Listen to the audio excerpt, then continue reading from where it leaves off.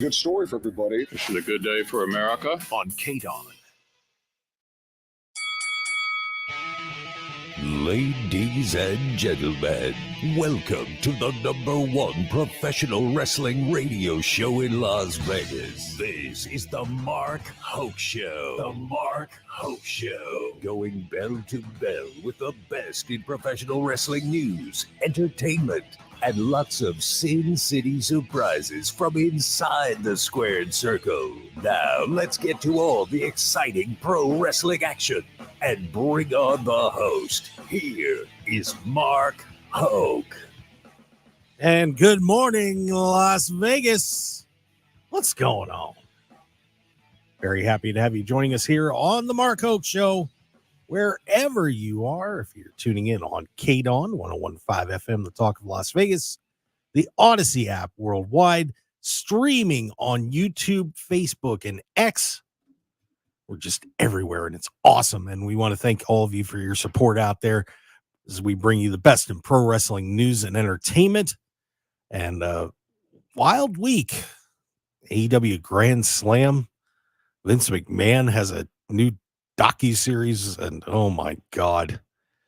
Oh, but Bad Blood's coming up this week for WWE too. This is going to be a lot of fun, and we're going to bring all the news to you. Hour number 2, SP3 from the True Heel Heat podcast is going to be joining us. Always fun to have SP3. What a crew he's got at True Heel Heat. They are a lot of fun. But hour 1, I've got my good buddy from the Wrestling Revolver, Phil Stamper, is on the board. What's going on, my friend? Good morning, sir. How are you today? Oh, I am just peppy and peachy. I don't know. Do I believe that? Am I supposed to believe that right now? You know, everybody out there is supposed to believe that, so take it as you will. Oh, man. I had a rough Phil. I almost got in a major accident this week. What'd you do? I didn't do anything. Mm. I didn't do anything except save my car and my daughter. That's what I did. Okay. Good start. Should I tell the story real quick? Go for it. Real quick. This is your show. Go for it. So I'm driving down 215. I'd just gotten on, and there's a quarry at the Lone Mountain exit. You know, a lot of rock trucks and stuff are in the right lane going down there. So this dimwit from Pahrump just happened to be flying around, drove up on those trucks, was going too fast. She swings into the next lane where I was and hit her brakes. And fortunately, because I'm smart and I drive a lot in this town, I managed to kind of anticipate what she was doing and slowed down. I still hit her, but barely. I mean, I just dinged up my grill. That was it. But considering at the time I was probably going about 58 to 60 miles an hour when she first made the move, I'm all right. But hey, Dingboo from Pahrump, bite me. I really hope her license plate was Dingboo. No, but I will tell you this. Let me Don't pull up her license plate. I'm waiting for. No, I'm not gonna tell her my license plate. But I did put this up on X account at Mark Hoke Show, and she has 2 stickers on the back of her van. Oh no. One that says, "I do dumb things." Okay. The other one was something about I'll have to find the picture. I was not prepared to do that, but give me a second because I will. There it is. I don't know if I can totally say this on the radio. It's in a Disney font that says "Powered by B Dust." That's what she has on the back of her car. Okay. By the way, police said no fault because they didn't see anything. But you know what happens when you rear end somebody. Normally you are completely at fault. Yeah. Guess what? He said no fault. So while he was saying I have to be unbiased, clearly he believed me. So little Miss B Dust, you can go back to Pahrump and, you know, I don't know. But, all I can hear in my head is brum. Yeah.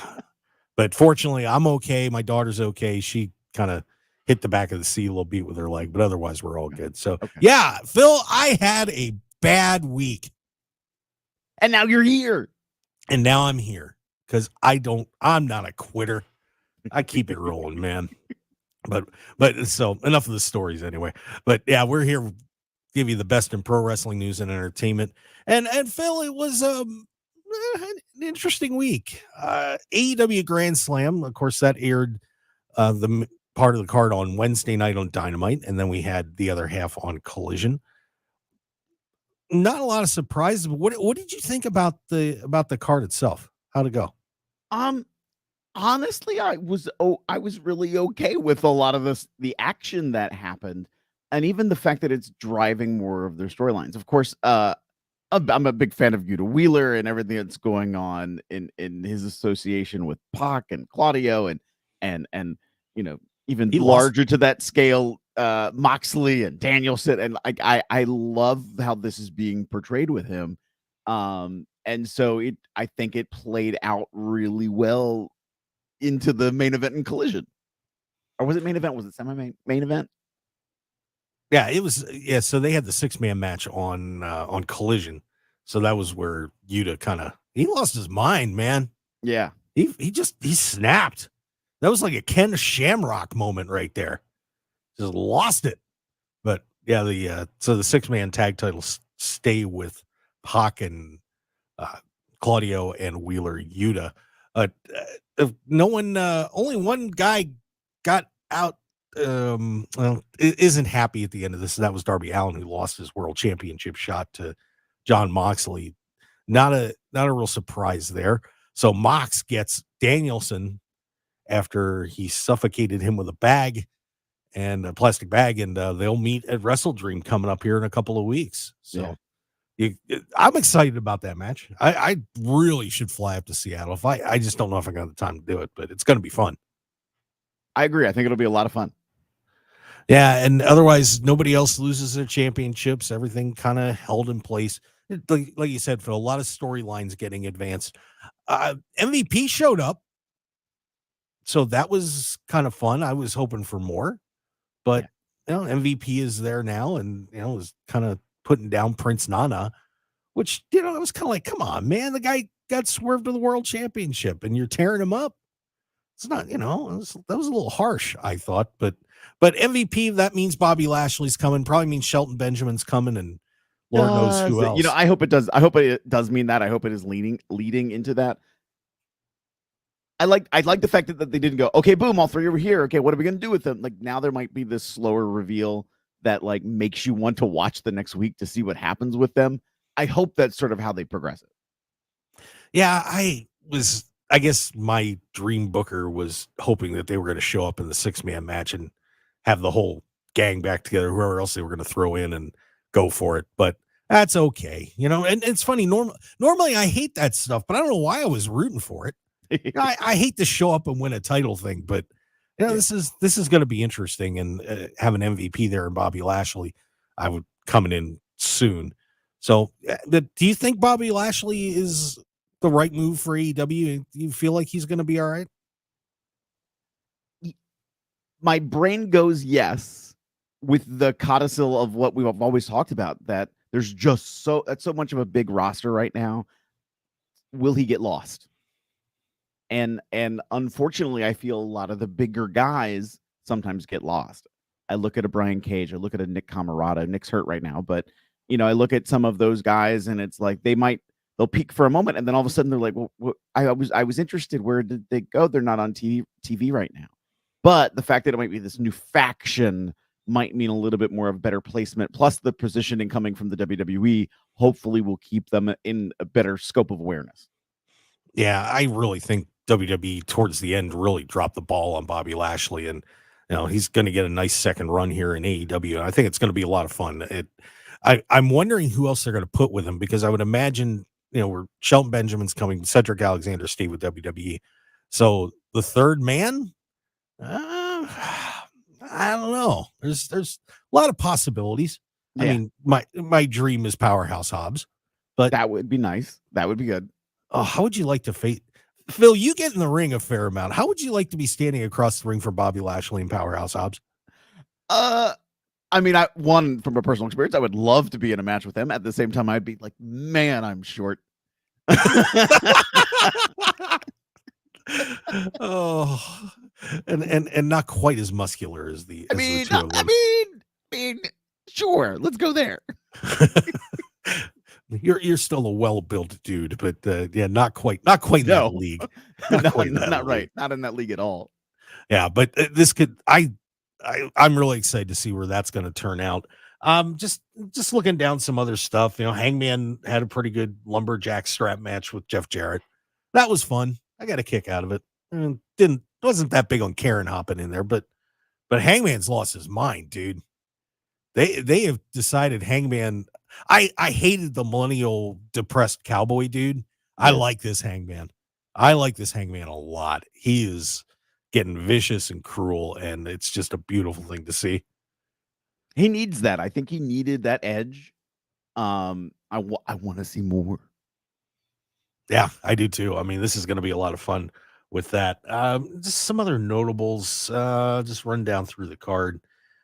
It's good to see Jamie Hayter getting a nice match with Saraya. Hook retiring the FTW belt I thought that was a pretty good moment. Win the match and then hand the belt off to his dad, who of course created that championship. And now but on the really good side is there's a less one belt in AEW. Yeah.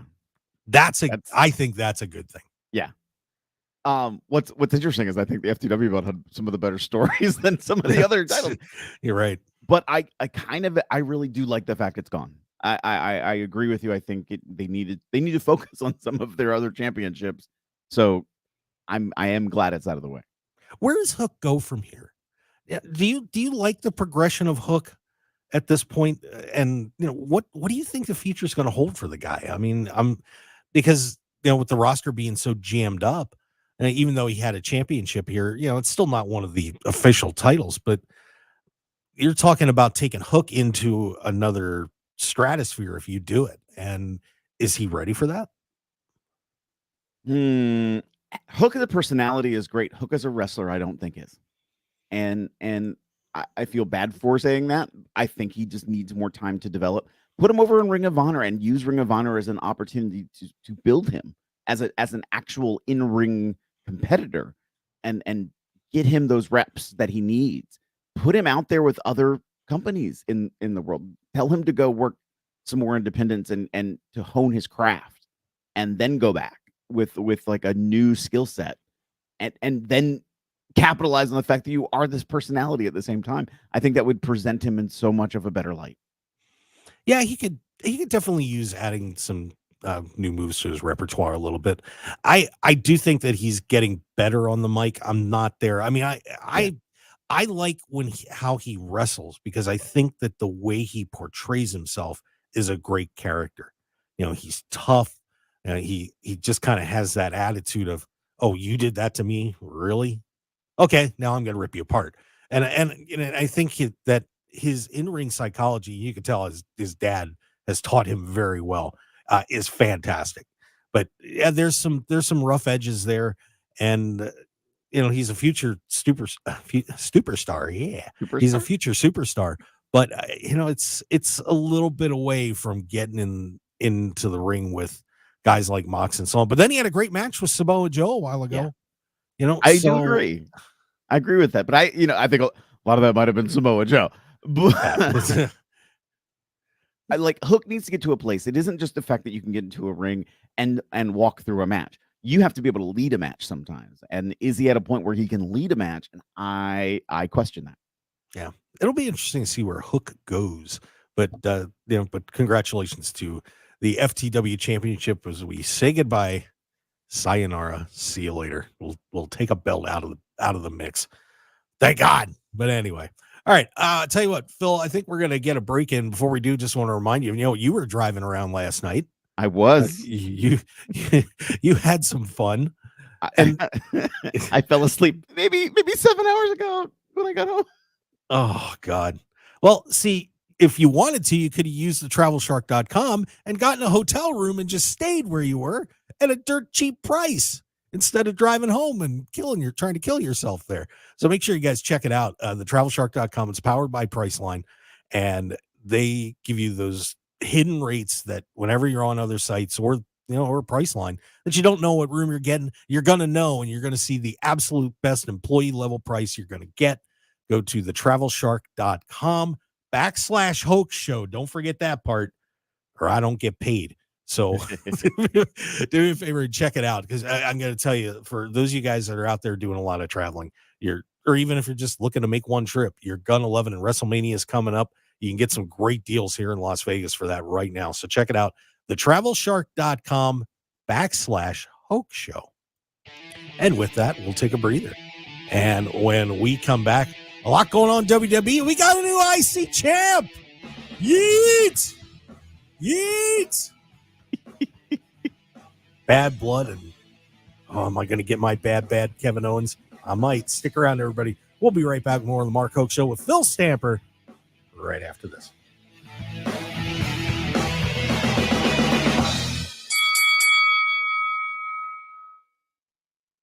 At Affordable Dentures and Implants, we want you to go ahead and smile. Right now, new denture wearers get a free upgrade to our premium denture for the price of an economy. That's an average savings of $700. Don't wait. Get the smile you've always dreamed of. Call 1-800-DENTURE to schedule your consultation today. Offer ends October 7th. Restrictions apply. Go to affordabledentures.com to learn more. Go ahead and smile.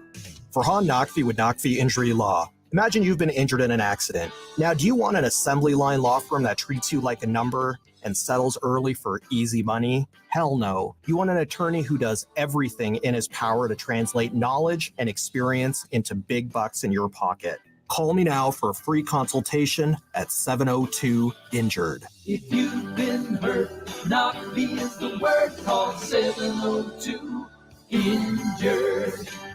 Are you the parent of a 2 to 7-year-old? Listen closely for an exciting free radio offer. By now, you've probably heard of ABC Mouse, the Parents' Choice Award-winning online learning program that's actually changing the lives of early learners everywhere. ABC Mouse is like a little one-on-one teacher. It has helped her so much. Right now, we're offering a special radio promo to try it free for a month, but you have to go to abcmouse.com/radio to claim your free month. That's abcmouse.com/radio. Sponsored by Age of Learning. Wendy's breakfast burrito has an entire breakfast in every bite. Fresh cracked eggs, seasoned potatoes, American cheese, cheese sauce, and sausage or bacon.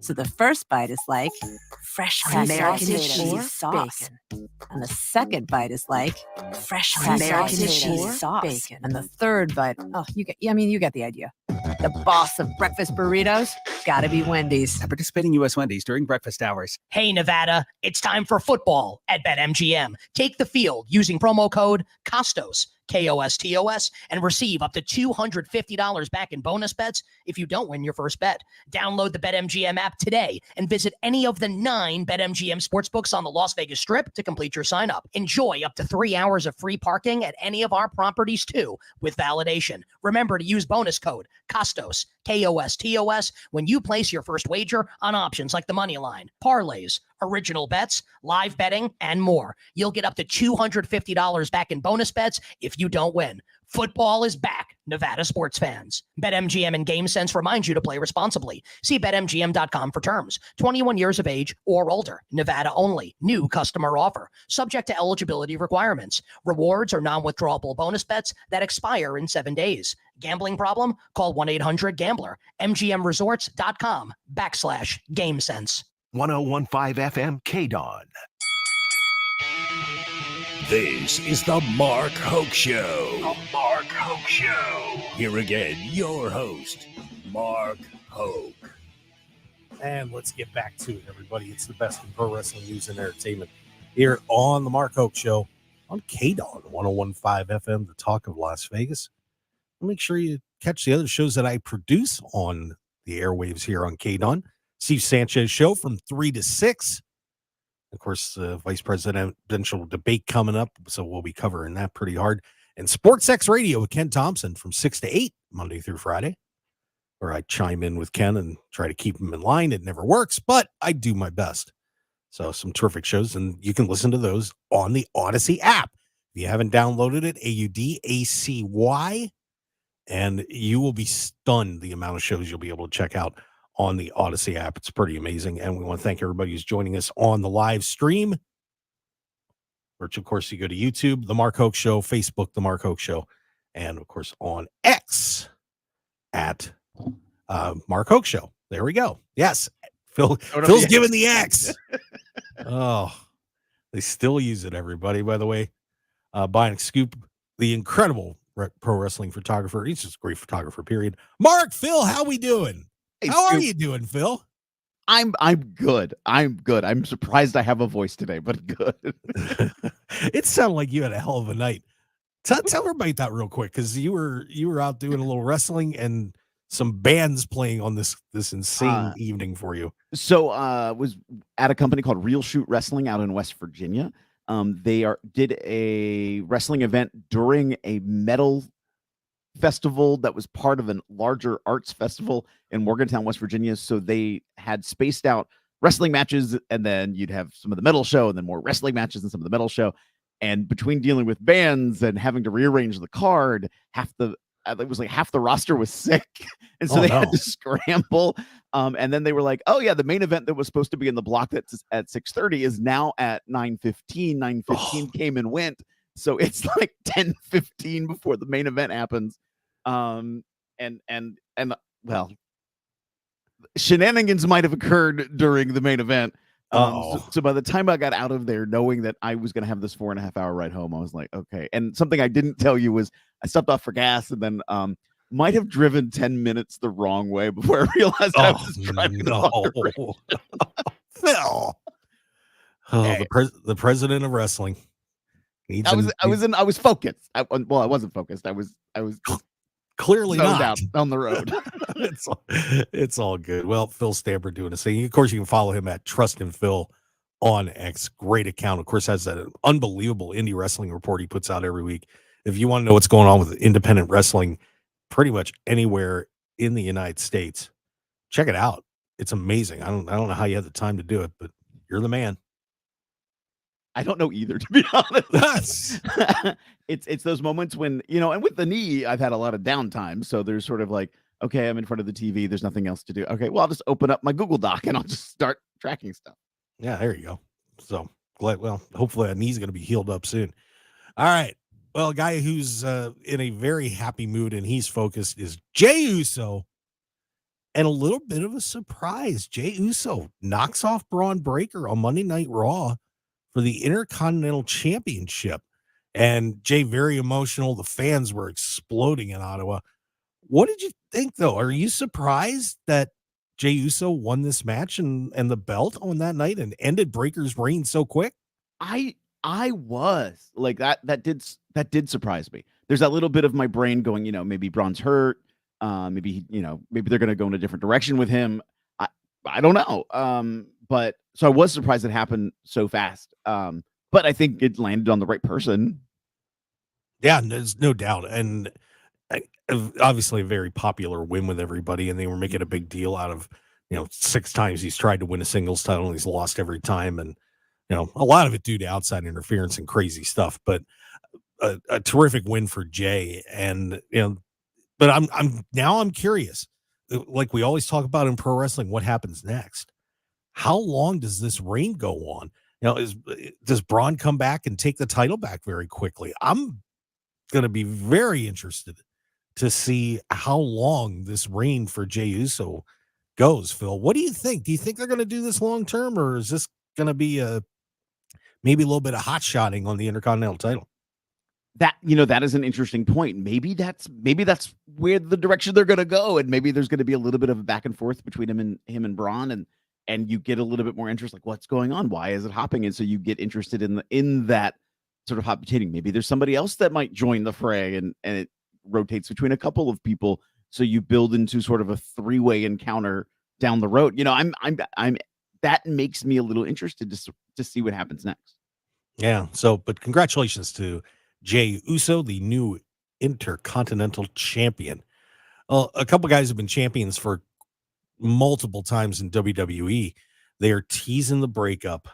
Is it time, finally, for the New Day to part ways, as Xavier Woods is not happy with his partner, Kofi Kingston, And with Big E obviously out of the picture, and it doesn't look like we're going to be seeing him in a wrestling ring anytime soon. Right. As you shouldn't. I mean, yeah. Not that I don't want him in a ring, but the fact he broke his neck, like give him that. If he's not at a physical place where he can go to a level that both he's acceptable with, that doesn't put him in medical risk, like this is not. He doesn't need to do that. He's an intelligent man who understands the wrestling business. Put him in a different position in the WWE. Yeah, and he's great when he's doing announcing and their pre and post shows and so on. But is this the right move for the New Day? Is it time for this to end and turn Kofi loose again and turn Xavier loose again? He's the only one. Xavier's the only one that hasn't won a world title out of the three of them. Mm-hmm. So maybe it's his time to get things rolling. I mean, everybody has to go through an evolution of their character, of who they are in a ring, their performance style, what they do. So, I just look at this as another opportunity for an evolution for both of them. And I really hope it works. Like, again, it's about that excitement of, okay, what comes next? And so I really does hope it builds to something positive for both of them. Yeah, I think Xavier is in a little better position than Kofi, though, because Kofi's been around WWE for so long. He's done it all. And I wonder if Xavier breaks away, maybe they have a little feud. And I would imagine that Woods would go over in that feud. What happens to Kofi? I'm sorry, I'm stumbling a little bit, but I've been thinking about this for a couple of days now, and I just don't know what you do with Kofi from here on out if they have the blow off feud and Woods moves on. I mean, maybe he goes back into the world title picture. Maybe he refocuses himself. Maybe he joins a new faction. Who knows? I think Kofi's such a versatile wrestler that he can sort of fit into a lot of different scenarios. Yeah. I mean, he's too valuable to let go or anything crazy like that. So we'll see how things turn out with the New Day. Also on SmackDown, I'm getting close, Phil. I'm getting close to this Randy Orton turn. I think that Kevin Owens is a little teased, but if you didn't see it, Rhodes got in a little argument with Kevin Owens at the end of SmackDown after they lost a match to the Bloodline. And Randy Orton actually was the sane one and got in between the two of them and settled them down. But boy, that seems like classic Viperish. You know what? It's guys, relax. It's okay. Right. Before he kills them both. But you see it going that way, Phil? I can totally see that going the way. You've never trust a Viper like Randy Orton. You just don't. How can you? Look at the track record. Yeah, I have been kind of hoping that we're going to get Orton and Rhodes at WrestleMania if they don't do a Roman rematch with him. I think that would be absolutely incredible to the hype for that. And just because, they came up in the business together and they've been friends for so long, how much fun that would be to get that match here in Las Vegas on the biggest stage of them all. It would be absolutely incredible. But I'm wondering about Kevin Owens though, too. Because I want Kevin to be bad. I just, I want my Kevin Steen back. Yeah. I just, there's friendly, just something. Ollie G. Oh, wait, I can't wait to play the music for somebody to come out so I can make fun of them coming out when I say their name in an interview. Like, that's not my Kevin Owens. And so you're right. I want to see Kevin Steen. Yeah. So this is going to be pretty interesting to see how this dynamic turns out. And, we'll go get some clues for it at Bad Blood coming up here Saturday afternoon. By the way, don't forget, everybody, it's starting a little early because they're trying not to compete with the UFC. So I think it's 3 Pacific, if I remember right. I apologize. I probably should have looked that up for everybody real quick. But the Bad Blood pay-per-view, or premium live event. Sorry. Right now, 5 matches on the card.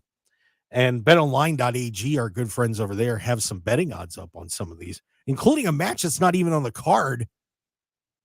So I'm going to break this down for you. Liv Morgan defends the Women's World Championship against Rhea Ripley. Damian Priest takes on Finn Balor. CM Punk, Drew McIntyre in the Hell in a Cell match. Nia Jax will be defending her WWE Women's Championship against Bayley. And then we get the Mega Powers 2, Cody Rhodes and Roman Reigns taking on the Bloodline, Solo Sikoa and Jacob Fale 2. The betting odds on this is I don't know. Here it is, Phil. Are you ready? Okay. So CM Punk is a minus 1,000 against Drew McIntyre's plus 550. Interesting. The closest one on the card is Damian Priest minus 500, Finn Balor plus 300.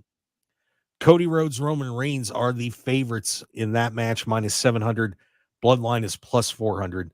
Liv Morgan is the favorite against Rhea Ripley, minus 800, and Rhea is a plus 425. They have also posted odds on Gunther and Sami Zayn. I don't know if they know something we don't know yet, but Gunther is a minus 10,000 to Sami Zayn's plus 2,000. Your thoughts on what's coming up? That's what it says. I'm looking at it right here. What? Where can I place this bet? BetOnline.ag.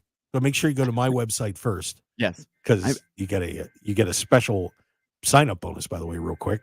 I might be venturing to firstmarkhole.com and then over to BetAG. To negative 10,000. That doesn't compute in my brain. That means he's a massive favorite. Massive favorite. So Sami Zayn will not be I'm still waiting for the match to get added to the card.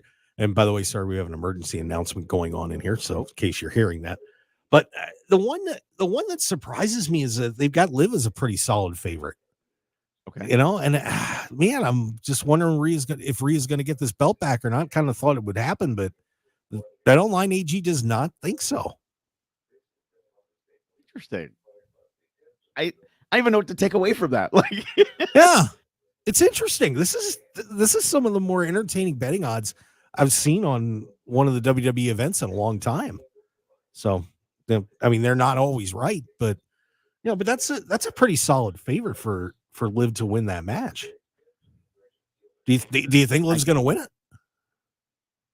I'm going to say yes. I feel it's right there. I think it's her time. Oh man, so no Rhea Ripley getting her belt back. Oh, but of course Dominic Mysterio is going to be in a shark cage in that match. So be ready for fiasco. When the shark cage shows up, crazy stuff's happening. Like when Enzo Amore stripped in one of them, that was pretty bad. But I'm holding back my laughter on all of this right now. It's insane. It's insane, and I love it. I'm here for it. Yeah, but the main event with Cody and Roman against the Bloodline, and you kind of wonder, how Randy and Kevin are going to get involved in that, and of course you got the rest of the the Girls of Destiny sitting outside too, hanging around. I'm sure. What do you think's going to come out of this? Do you have any feelings about it at all, or are you just going to sitting back and saying, let's just see what's up? So, if you look all the way out towards WrestleMania and the title picture and what could happen, is the whole Rock situation resolved, and in which direction? We never got Rock Roman, we never got Rock Cody. So it's maybe you have night one is, I like the idea of Randy Orton versus Cody Rhodes, and then you have The Rock versus Roman, and the winners of those two matches go on to fight for the championship. Ooh, that's an even better idea. I like that. But yeah, The Rock is still hanging out there, and I think he's running this new bloodline, but we'll see. I just, my sinister pro wrestling mind just, you heels are bad people, and we all know this. What do you mean, you heel? Sir? I am a true baby face, my friend. I don't. Wow! I thought you were throwing me under a bus. That's why I went, you. You are a heel, sir. We all know it. It's all good, sir. You're the president of wrestling. That makes you a politician. You're a heel. I'm a president because I was hired for it. Like I don't politic. Don't play favorites.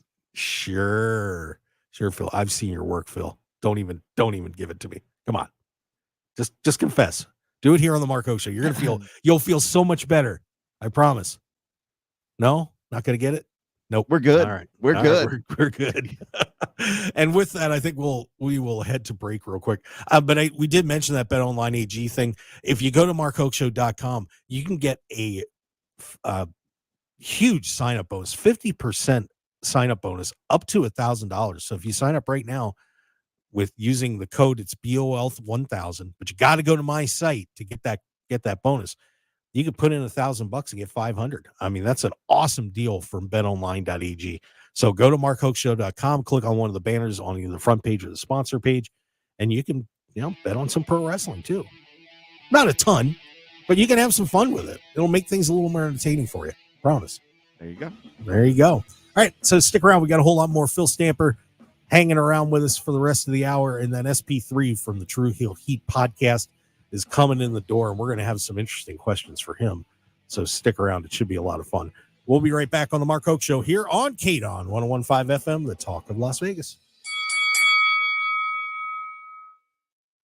My favorite thing to do on public lands is mountain biking. There's plenty of trails to go around everywhere, UTVing. Wildfire closes down the trails, and it also affects the beauty of the landscape and smoke exposure for everyone, and nobody enjoys it. Poor vehicle maintenance can cause wildfires. Before you hit the road, check your tire pressure and secure trailer chains off the ground. Flat tires and dragging chains can cause sparks. Spark safety, not wildfires. Learn more at nevadafireinfo.org. All right, when it comes to getting life insurance for your family, a lot of excuses can get in the way. But ask yourself this: if something were to happen to me, who would pay the mortgage, the kids' education, and the other bills? Then forget the excuses and check out Ethos Life, the online, easy way to get life insurance in 10 minutes. Ethos has rates that you can afford, like a $500,000 policy for a 40-year-old male starting at $1 a day or $30 a month, with a few health questions and no medical exam. Get your free quote right now at checkethos.com. That's checkethos.com. Not available in all states. Rates do vary. Did you know your skin is the largest organ of your body? Huh? That's why you should shower with Old Spice Super Hydration Body Wash instead of plain old bar soap. Love your skin by super hydrating it with vitamin B3 and glorious notes of vanilla and shea. Did you know that my super hydrated skin is the second largest organ of my body? The first is my heart. Old Spice. Men have skin too. Old Spice Super Hydration Body Wash. 24/7 renewing moisture with daily use. Wendy's breakfast burrito has an entire breakfast in every bite. Fresh cracked eggs, seasoned potatoes, American cheese, cheese sauce, and sausage or bacon. So the first bite is like fresh cracked American cheese sauce. Bacon. And the second bite is like fresh cracked American cheese sauce. Bacon. And the third bite, you get the idea. The boss of breakfast burritos, gotta be Wendy's. At participating U.S. Wendy's during breakfast hours. For nearly 2,000 severely injured veterans, everyday life has become filled with barriers. So we build specially adapted homes at Homes for Our Troops. And thanks to our donors and supporters, this life-changing gift of freedom is provided mortgage-free to these veterans. But we need you to join us too in completing this important mission. Please visit hfotusa.org and help build homes and rebuild lives. In Nevada, anything that goes into the storm drain goes directly to our local waterways, which can pollute Nevada's lakes and rivers. Nevada is the driest state in the nation, and we must work together to preserve our limited water resources for future generations of Nevadans. Here's some waterway wisdom so you can help do your part this fall. Don't rake or blow leaves into the street. Secure yard waste in bags. Safely dispose of household chemicals. Clean up vehicle leaks and spills. Apply fertilizers and pesticides sparingly. And don't litter. Secure trash in bins. Keep contaminants out of our storm drains. Use waterway wisdom, and remember, only rain should go into the storm drain. Join us in preserving Nevada's waters for future generations by visiting lovenvwaters.com and following us on social media. This message sponsored by the Nevada Department of Transportation, aired in cooperation with the Nevada Broadcasters Association and this station. Hey there, I'm Healthy Hank, your health hero, here to give you little habits for healthy travels. Picture this: you're about to board a plane and you find yourself in a sneezing or coughing fit. This is a potential germ explosion. Utilize tissues as your trusty sidekick against sneezes and coughs, and then disinfect any surfaces you may have touched. And remember, if you're feeling under the weather, be a superhero and stay home. Together, we can ensure a safe and healthy journey for everyone. This message is sponsored by a CDC grant through the Nevada Department of Health and Human Services, aired in cooperation with the Nevada Broadcasters Association and this station. 101.5 FM KDAWN. You're listening to the #1 professional wrestling radio show in Vegas, The Mark Hoke Show. The Mark Hoke Show. Now, here again is Mark Hoke. All right, let's get it. Segment number 3, hour 1, our last one here before we head to, well, hour number 2. That usually comes after 1 here on the Mark Hoke Show on KDAWN 101.5 FM, the talk of Las Vegas. And by the way, got a comment in the chat box on the one I accidentally typed that I was going to send to Phil. Gary Johnson out there says, I'm glad you're okay. No one can fill your shoes. And besides that, I still have plenty of dumb things to say and do, and everyone needs a body cam these days. And I need to get a dash cam. I need a dash cam. I literally have one sitting in my car, not like put up, but in the box in the car that I need to place. Yeah, I drive Uber too. I really should have one in there after that. Because if I'd had the film on that dimwit, she'd have been dead in the water. But oh well. I shouldn't say. Well, I said it already. It's okay. I don't want her dead. Right. You know, just want her to fix my grill. Yeah. Wench. Anyway. Tell us how you really feel. Yeah. Dude, that was scary. Yeah. I got into a similar kind of crash in Florida. I was on vacation, and this has been years ago, and a very similar thing happened. She came over while I was still in the lane. I had to swerve into the median to get away from her. Came back, and when I came back, she slammed on her brakes again, and I hit her in the back. And the first thing she did was yell at me like, "Don't you know I'm running late?" Wow. No. Phil, I think we have a tag team match we could set up. Oh, there you go. Yeah. Yeah, but yeah, I know some people will send me some well wishes. I appreciate that. Thank you. I am fine from that little automobile accident. A guy who I don't know if he's fine after this docu-series has come out is Vince McMahon. Yeah. A lot of interesting historical stuff in this, but a lot of bizarre stuff in there too. Yeah. And Phil, I know you got to see everything so far. What has stood out to you in the Mr. McMahon docuseries on Netflix? So, I mean, I agree with what you just said. A lot of it is just weird. But you're right. The first thing I took away from the especially the first few episodes was just the way he got started, the way he built the company, the way he did certain things to form an entertainment versus just another professional wrestling event or pro wrestling on TV. He really made this production. And, you know, if you watch it from the perspective of like, how do you build a company? Like, wow, I think he did an amazing job, and they portrayed that pretty well. But when you get into the personal lives and the interactions behind the scenes of people, it's like, oh, that's not good. And what intent did the documentarians go into with making this? Because as they're filming things and putting things together, things are revealed about Mr. McMahon. So, did they change course, or was this sort of their intent all along of trying to showcase Mr. McMahon as the character Mr. McMahon more than he is Vince McMahon? I thought the last episode actually addressed a little bit of that, because they asked Bruce Pritchard on camera, what did you think of this, what you saw so far of our documentary? And he was like, I think it was a hit piece. I think you were targeting Mr. McMahon. You were portraying him in this other way, and you forget the human being, you forget all these other things. And it's like, but you can't get rid of the horrible accusations that are out there. Yeah. And I remember when the accusations came out, maybe I shouldn't say I was with some other wrestlers, and there was sort of just general hubbub about it. I was like, well, let me actually look at this lawsuit. And I downloaded the lawsuit and I'm reading it. And I'm like, oh, it's horrible. It's horrible. Yeah. It's, and the actual copies of text messages that are, I mean, it's graphic. It's yes, insane. And even before it got released, like, who were some of the possible participants and things, allegedly, we're reading it and going, oh, it was that person. Oh my goodness. Like so it's quite shocking. At the same time, then to really have those moments in times where you're watching the documentary and you're like, oh, I remember when that happened, and I didn't know that there was this lawsuit that they were trying to really hit up and talk about in this skit, and that's why they did this this vignette behind the scenes to try to like jab their thumb in the eye of somebody who they felt was targeting them. But it also caught me in how in my brain, when we do, let's talk about this upcoming pay-per-view, who's going to win and lose, how much of that format in my brain is set for what was established in the early days of the WWE. Like, oh, well, they did wrong, so then they're going to get punished, and this is the way they're going to do it. Because that's sort of how it was formatted. And they talk about a lot of that, and it's like, oh wow. And I feel, unfortunately, I feel like they could have dug a deeper hole. I will say that there's timeline things that don't make sense.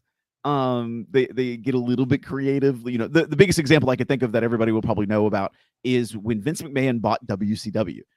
All the conversation was about how nobody knew until Vince McMahon showed up on the screen that he had bought WCW. I'm like, everybody knew. That's why everybody watched. Like, that's why people didn't show up at Nitro that night, because they're like, well, I know I'm not going to have a job tomorrow. Like, and so they didn't even show up for the filming.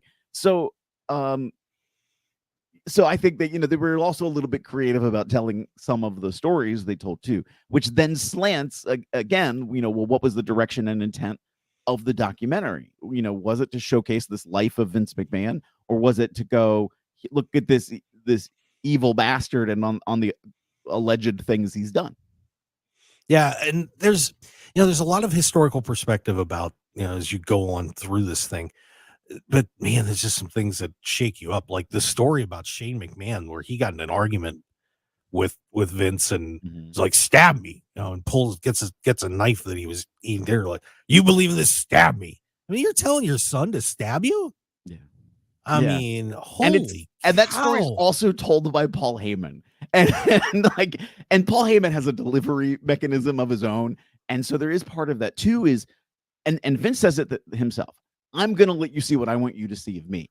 And so to showcase some of the answers he's giving in 2021 before the accusations come out, and you're showcasing it there in conjunction with those accusations, it does make you go a little bit of, well, you know, is he trying to portray the character of Mr. McMahon while he's sharing some things with you? Because I can't remember what it was he talked about. It was either in episode 1 or 2 where he's like, well, no, and I'm not going to tell you what the answer is because it's this, because I want you to know this. And so he's, you know, was still protective of some information. I thought it was revealing. I thought the things he did share were very, were just, you know, very truthful about himself in many ways, or things that we didn't know about. But there were things I remember in some articles about him where he talked about how he had a Harvard education, for example, and that's come to question. That has been called into question. Did he really go? But that wasn't part of the documentary. And, you know, so I know there's been things like that have been brought up in the past that they didn't talk about. And so, you know, I again, what was the intent? Was it really supposed to be this historical documentary, or was it really supposed to be, let's talk about Mr. McMahon? And they, you know, when I keep referencing Mr. McMahon, not only is it the title of the show, they keep saying Mr. McMahon is the character and Vince McMahon is the person. And where do they cross? And that's the question that you're supposed to have as you watch it. Yeah, and it seems like they did a pretty good job kind of holding that line there. And you know, I love to hear about, you know, the relationships that he had with certain people, and you know, I mean, I brought up Shane, that, you know, that story because the relationship with Vince and the rest of the family is probably some of those fascinating stuff that I would love to hear more about, because, you know, Shane left for a while. He didn't want any part of this. And, you know, towards the end, when the lawsuits are coming out, before that, he was like, you know, this has got to stop. I mean, you know, and you know, how Stephanie's relationship played out in all of this.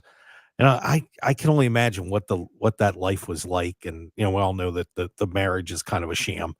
So the dude is an interesting person. Yeah. He's an incredible businessman, but boy, I mean, you gotta wonder.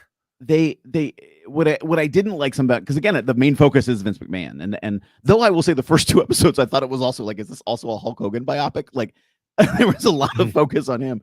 But when they talk about Shane, especially in those last couple of episodes, and well, he left. It almost makes it sound like he just left and he was destitute and like didn't do anything. I'm like, he started like the largest internet media company in China. Like yeah. he was doing other things and he's fine. Like, and so of course, you know, they talked about that they had hundreds of hours of footage that they had to roll into 7 episodes.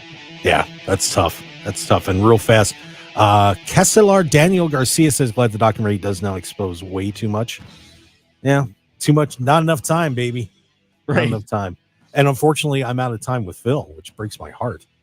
But it's all good. You got some work to do. So, and where can they find you real fast? Got about 15 seconds. Follow me on all my social media at Trust in Film. There you go. Phil Stamper, join me on the Mark Hoke Show. SB3 is coming up next. And boy, we're going to have some fun with him from the True Heel Heat podcast. So stick around, everybody. We've got a great hour number 2 coming up on the Mark Hoke Show here on KDAWN 101.5 FM, the talk of Las Vegas. More to come on the other side. We'll be right back.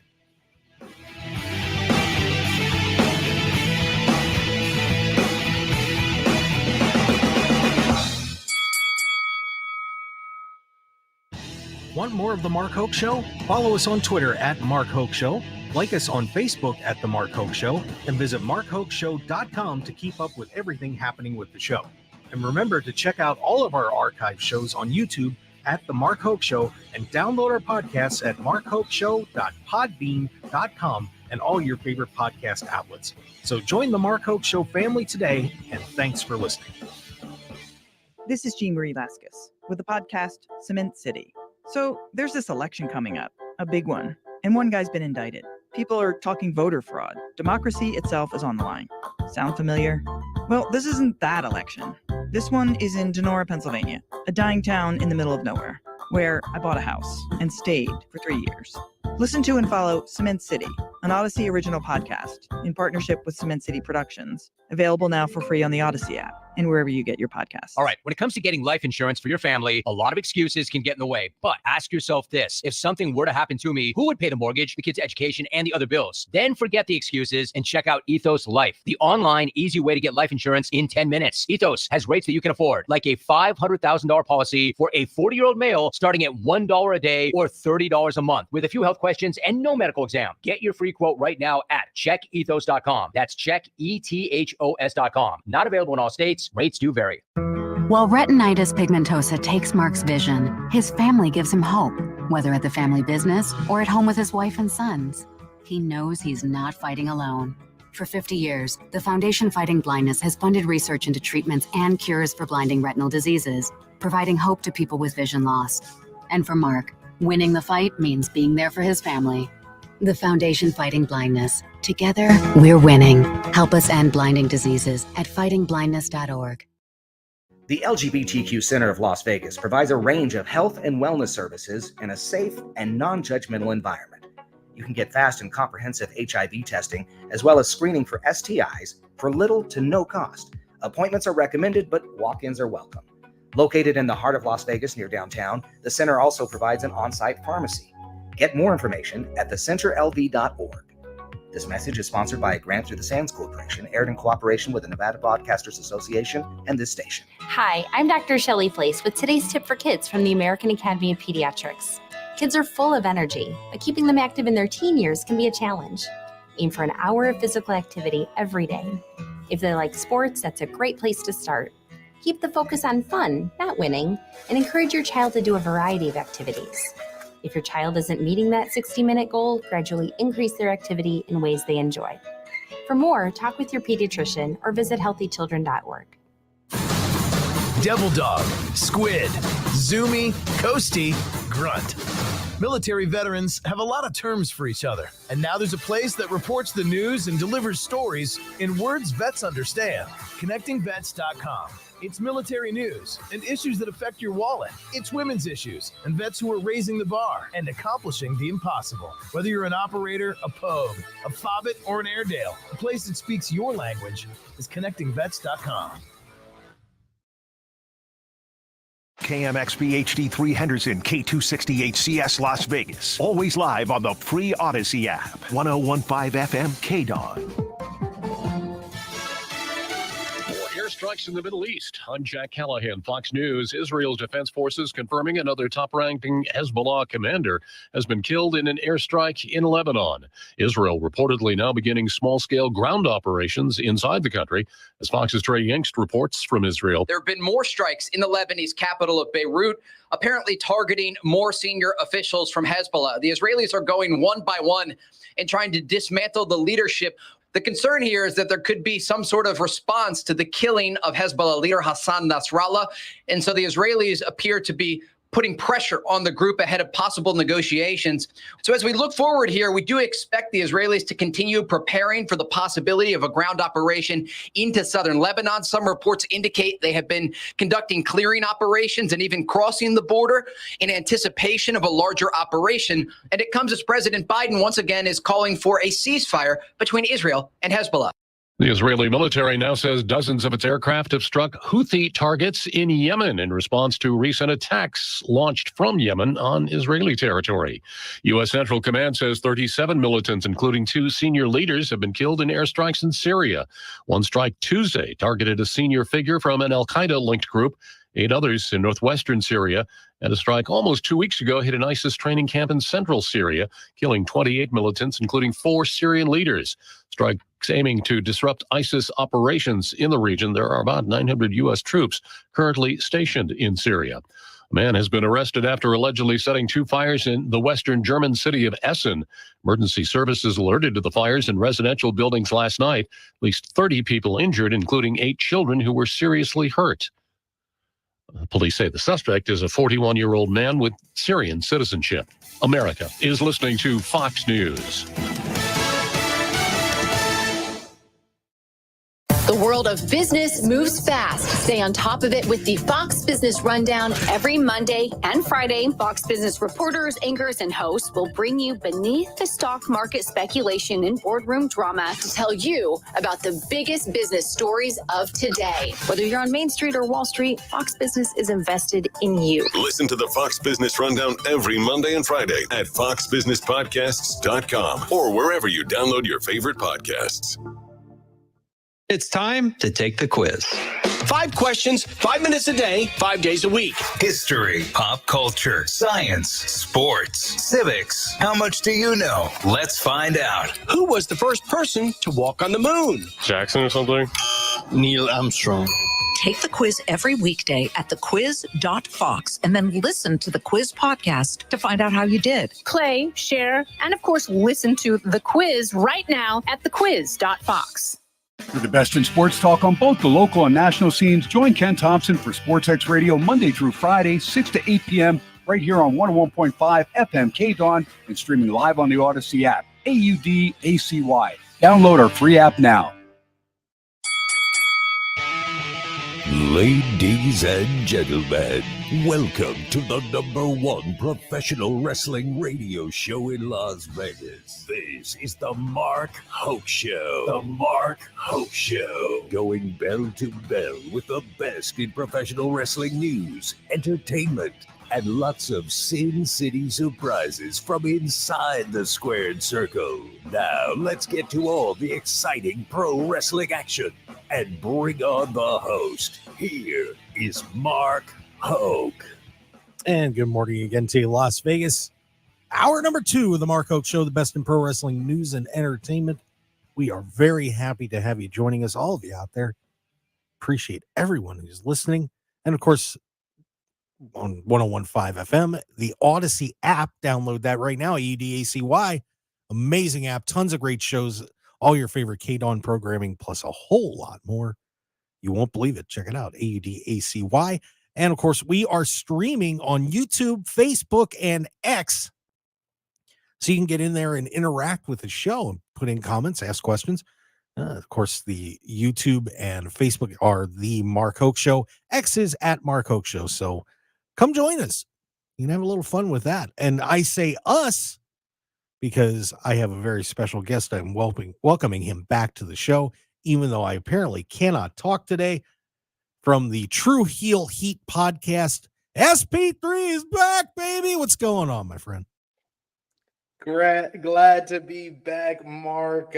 You've been on the True Heel Heat podcast the last 2 weeks, so I had to show up on your show on a Sunday. So hello to everyone out there. I am glad to be here. Very happy to have you joining us, sir.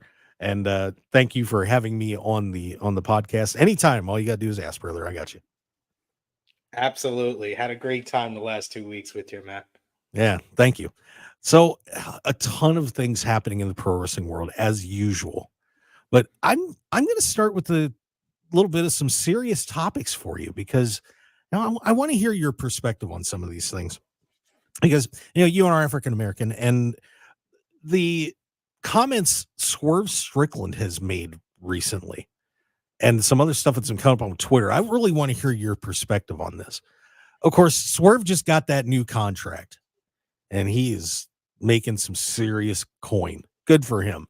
We were talking about that, I think, the last time you were on the show, that he got the bag. But he made a comment on the Breakfast Club this week that when, of course, WWE had said, they overpaid, they weren't happy about it. Swerve's comments back were, they only complain when a black person gets paid. I will say that. We shake the foundation of things like that. Oh, snap, wait, that's not what we would pay. Then why are you calling me? Why are you asking me? If I'm not your concern, then don't worry about it. Don't worry about my pockets and our money. We're good. You have your talent. You made your decision with me 2 years ago. No hard feelings for me. I keep moving. I'm going to figure my way out. I'm going to build myself up. So I thought it was interesting that he said that, because there's been some other comments being made about African Americans not being on pay-per-views on WWE, and that's been flying around X lately too. But on Swerve's comments, do you think that's fair for him to say that? I'm torn on it, because I can understand where he's coming from, but at the same time, I think WWE was just kind of ticked off that Tony Khan raised the, shall we say, raised the bar on salaries, and they're not happy about it. What did you think when you heard all this? I think that Swerve has a lot of credence to say what he's saying, because the last time that WWE, basically this is WWE's PR department more than, X, whoever you want to say is your favorite management in WWE. It's more of their PR department that it kind of likes to put out these stories as far as like, oh, Tony Khan overpaid for this person, overpaid for that person. But the last two major times they've said that was with Mercedes Moné and with Swerve Strickland. Will Ospreay got a big amount of money. Then their story was Triple H saying, oh, he's running away from the grind because he picked AEW over WWE. Kashiko Okada, they gave Shinsuke Nakamura a whole push last year just to sign him. And he signed a big money deal with AEW. And they didn't say the same thing, the same verbiage that they said with Mercedes and with Swerve. With Mercedes, they wanted to offer her an amount of money that wasn't equal or of the same value of a Charlotte Flair, of a Becky Lynch, and then she decided to go to AEW, and they were like, oh, they overpaid her. That's the reason that she's going over there. And now with Swerve Strickland, they're saying, oh, they overpay him. We wouldn't have paid him that type of money. Yes, it is a part of what you're saying, that yes, Tony Khan is raising the market value, but we have to kind of pay attention and acknowledge the fact that the two times that they're saying that Tony Khan overpaid is with African American talent. That is interesting. And then, of course, we've been seeing a lot of comments about how, not a lot of black males on the WWE premium live events. And that's been getting pointed out quite a bit. And once again, it's an interesting situation, because there's not that many on the main roster. There's a lot of great talent down in NXT, but kind of running down the roster, I was looking and I'm like, I didn't realize there were so few black wrestlers on the main rosters right now. It's kind of odd when I think about it. And I'm not saying WWE's racist or anything like that. I could never back that up if I could, but from your perspective, what do you think about the situation with black representation on the main rosters and what's been happening in terms of booking? I have noticed it. I didn't make it that big of a deal until kind of we see what the fallout was with Bobby Lashley leaving the company, because Triple H was not booking him to his satisfaction, and he made that decision with his contract expiring to leave the company. And it made me pay attention to the fact that Triple H has been in the head of creative since the summer of 2022 with Vince McMahon, resigned for the first time. That's when Triple H was kind of brought into power. And since then, someone who I thought was like a top 5 star in the company, Bianca Belair. She has basically kind of hit the back burner. She's been used more to help out a Jay Cargo and prop up that star than being viewed as a mainline star, a top star on the same level of a Rhea Ripley. I think that they've kind of put her on the back burner or brought her down a bit. And then, sometimes when a person is on top for a long time, you got to bring them back down to make their rise a little bit bigger. So that was fine.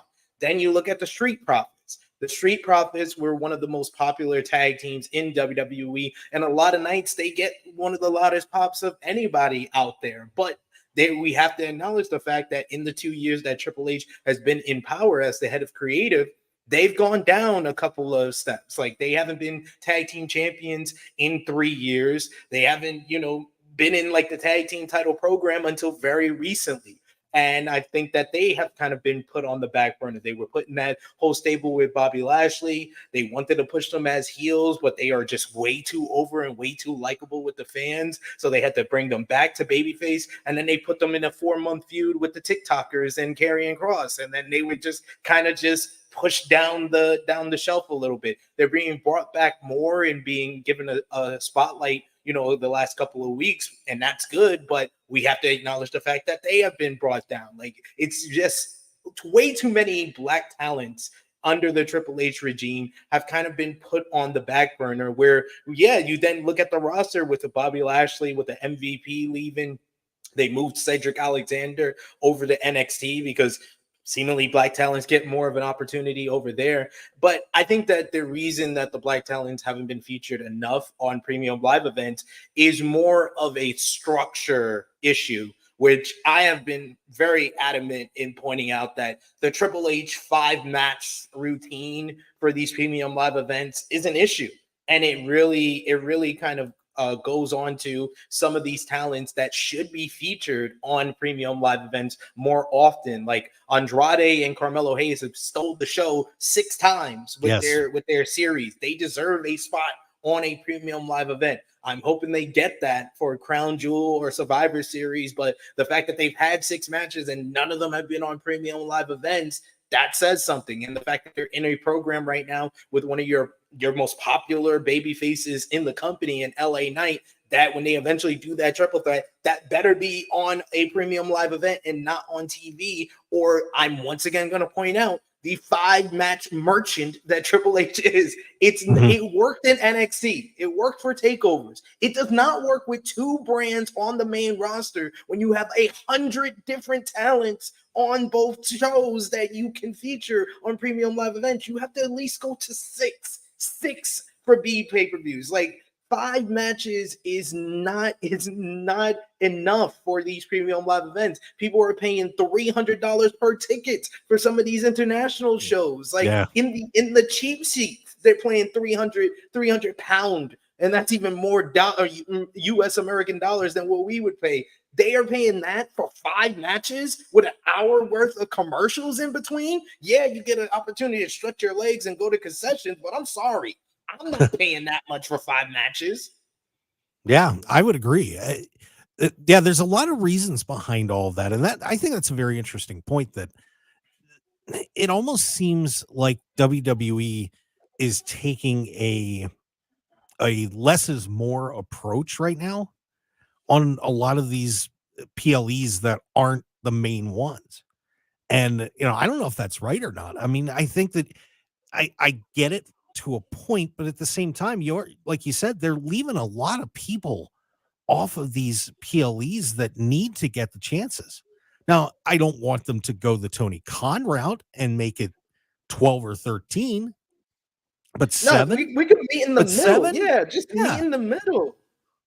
Yeah, and even with Tony Khan, sorry to interrupt, but even with Tony Khan, we saw with All In had 9 matches, All Out had 8 matches on the main card. Like, he's coming more into the middle than Triple H seems to be willing to do with the 5 matches.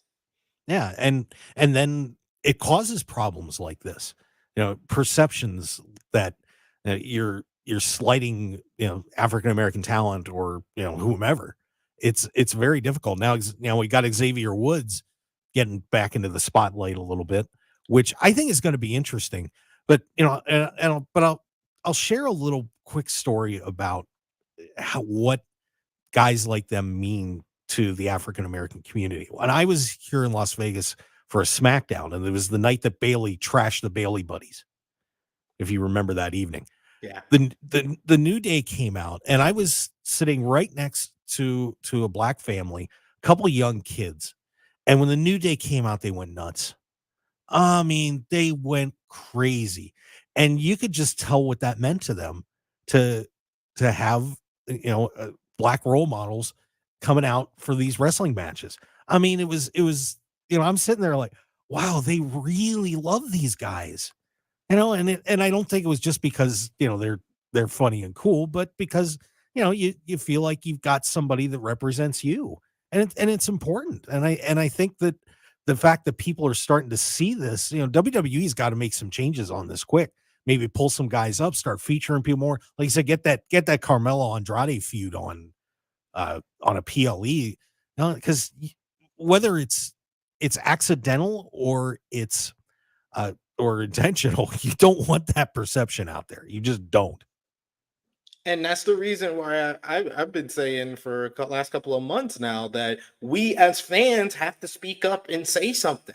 Like, because that is what caused the change originally in WWE. Vince McMahon was very much akin to this, where he wouldn't feature the black talent in prominent roles. But we spoke up, we said something, and he was forced. He was basically had his hands tied to push the New Day up there, to put Kofi Mania and having his moment at WrestleMania 35, for Bobby Lashley to become a WWE champion, for Big E to become a WWE champion. Even back in the 2000s, someone like Booker T was able to elevate into that spot. We have to say something, because Triple H right now, I think that sometimes he's kind of in that complacent mode, because WWE is hotter than it's ever been. It's on fire. It's going to the stratosphere, and there seems to not be a ceiling. They're just broke through the ceiling, and they're going past the moon with how successful and how their business is going, whether it be ratings, whether it be profits, whether it be live events. They are above and beyond anything that they could have imagined. But when you get into that place, you feel very complacent, and you're like, I can do no wrong. Y'all gonna take it, y'all gonna love it, y'all gonna buy a ticket, y'all gonna watch the show. It doesn't matter. It doesn't matter what happens. But we as fans have to speak up and be like, no, that part you need to change. Do you think the Street Profits should stay together? Because they teased, of course, Montez Ford, breaking away, and he looks great in his wrestling, and nothing against Dawkins either, because Dawkins can go. I think he's very underrated. But do you think it's time for them to make a break? Maybe. I felt like that maybe like 2-3 years ago, but I really feel like there is still a little meat left on the bone with them as a duo, and you could be doing more. And I thought recently, like, they had a show stealing matchup on an episode of SmackDown with DIY. And the fact that we're getting that triple threat ladder match, that's another match. Like, we just talking about Carmelo and Andrade. You're telling me this triple threat ladder match for the WWE tag team titles couldn't be on Bloodline, on Bad Blood? Like, you got the Bloodline, which is the hottest act in the company with Tama Tonga and Tonga Loa. You got DIY that always delivers in their big spots, and Street Profits that are always delivering in big matches. Why can't that be on a premium live event? So I think there is still more for them. They still can, get another run with the tag team championships. I think eventually they could have a nice heel run as well. So there is a point that, breaking them up might give them more opportunities, where it's two different individuals that have the opportunity to be elevated. But I still think that they can be a tag team together on WWE television. Yeah, and it's kind of a shame that the WWE has a track record of when you have a tag team that one of the guys can't go after a singles title without you breaking the team up. I mean, we can go all the way back to Sean and Marty, and even beyond that. And I just wish sometimes that they could say, you know what, let the guys stay together. Let them be friends. One celebrates the other's success, and then if you want to do a turn at some point, all right, fine. But, it would be cool to just have a team stay together for once, and it's resulted in some great feuds over the years, but still, let's keep the profits together, man. Keep those solo cups coming. And there's just been so many decades of history where WWE only pushes one of the guys. They never push both of them. Yeah, and we just seen that this year with Ludwig Kaiser and Giovanni Vinci. They were a great tag team that I was saying should be the tag team champions. Agreed. And then you broke them up. Ludwig Kaiser's doing fine. He's got a prominent role on the mid card on Raw, but Giovanni Vinci is dead on arrival. Yeah, and that's a shame. It really is. And I loved Imperium. I mean, if you watched a lot of the work that those guys did in NXT, phenomenal. Absolutely phenomenal. So I didn't understand why they broke them up either. It didn't make any sense. And then to do what they've done to Vinci has just been a crime, an absolute crime. Agreed. And Giovanni Vinci is could be one of the best in-ring performers on the main roster. It's just sad that they just gave him a gimmick that didn't work for them. It worked on NXT for me as a fan, as a viewer, but for them, they didn't like that gimmick. And then they gave him back that gimmick when he went over to SmackDown, only to have him job out in a total of 2 minutes in his first 2 matches since coming back. It's horrendous. But one guy that's not horrendous is SP3 from the True Heel Heat podcast.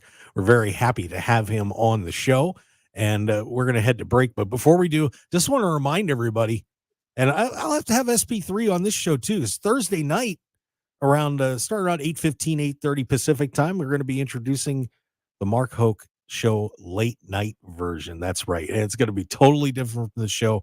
We're going to have a ton of fun on there. We're going to be starting that on, I believe the date is October 11th. Yeah, 11th. Or no, October 10th, excuse me. So if you want to check us out on that, that's going to be exclusively on YouTube and Facebook and X. So it'll be live streamed, but here from the KDAWN studios. So check that out. Get ready. The Mark Hoke Show late night. Maybe I'll get drunk. The SP3 likes that idea. There you go. Absolutely. I'm here for it. I'm sorry. My boss would probably get mad if I was drinking alcohol around the board, but we won't tell him. Stick around, everybody. We've got a whole lot more coming up on the Mark Hoke Show here on KDAWN. We're going to keep it rolling with SP3. Talk about a little bit the AEW Grand Slam. That picture, Shane and the Young Bucks.